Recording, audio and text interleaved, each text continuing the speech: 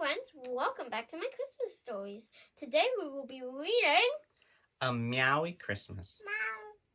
Look, Father, it's snowing, Pinocchio exclaimed. The little boy gazed out the window at the twinkling village, now covered in a blanket of snow. This was his first winter as a real boy. So far, he loved everything about it. I guess that means it's time we got ready for Christmas, Geppetto told Pinocchio. Figaro, the kitten, wove between them, purring. He was so excited about Christmas. The next day, Geppetto and Pinocchio went out and bought a Christmas tree. Then they started to decorate. Geppetto placed his Christmas trinkets around the workshop. Pinocchio hung boughs and strands of garland on the walls. Soon, the workshop was filled with holiday cheer. "It's time for Christmas, Cleo," Pinocchio told the pretty goldfish, who leaped in excitement while Figaro pranced about the room, playing with the decorations.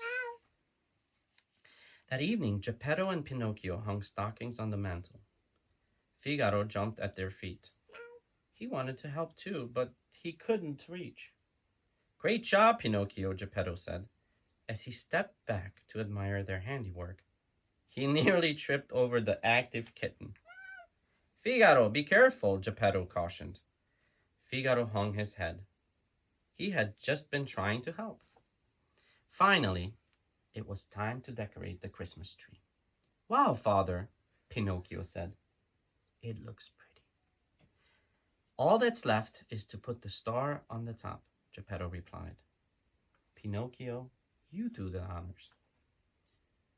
Figaro frowned. He wanted to put the star on top of the Christmas tree. With the workshop decorated, Geppetto set about making Christmas Eve supper. He wanted to share all his favorite treats with his new son: stuffing, potatoes, cranberry sauce.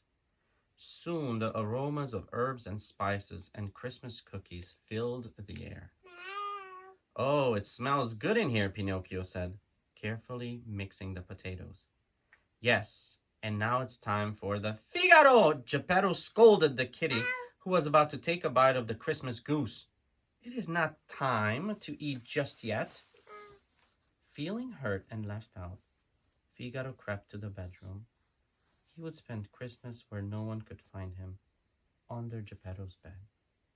But as he trotted to his hiding place, he noticed something awful. Under the bed was a large pile of presents, and not one was for him.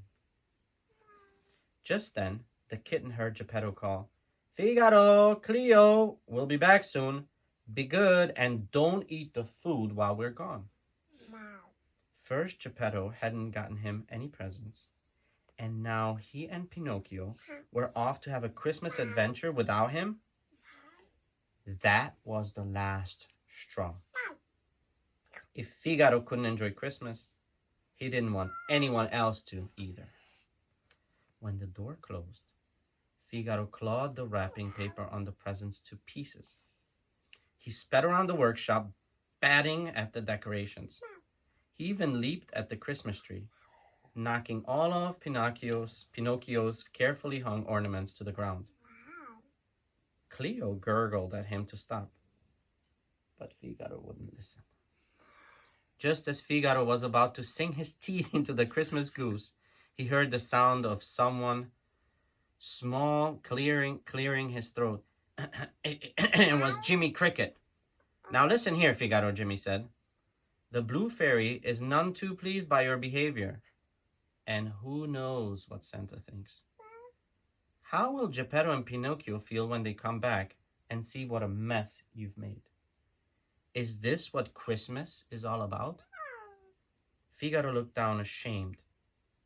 He knew Jimmy was right. "Luckily, it's not too late to make things right," Jiminy continued, "and I'm going to help you." Figaro licked Jiminy's face gracefully, and the two got to work repairing all the damage the kitty had done. They rewrapped the presents and spruced up the tree. They also redecorated the room. Figaro even added his own holiday decorations. Soon the place sparkled and twinkled brightly, looking as holly and jolly as a Christmas card. Not too shabby, Gemini observed with an approving nod while Cleo did a happy twirl. When Geppetto and Pinocchio returned from their outing, they were amazed. "Whoa, Figaro," Pinocchio cried.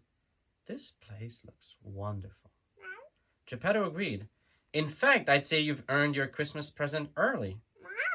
And with that, he showed Figaro what he and Pinocchio had gone out to get.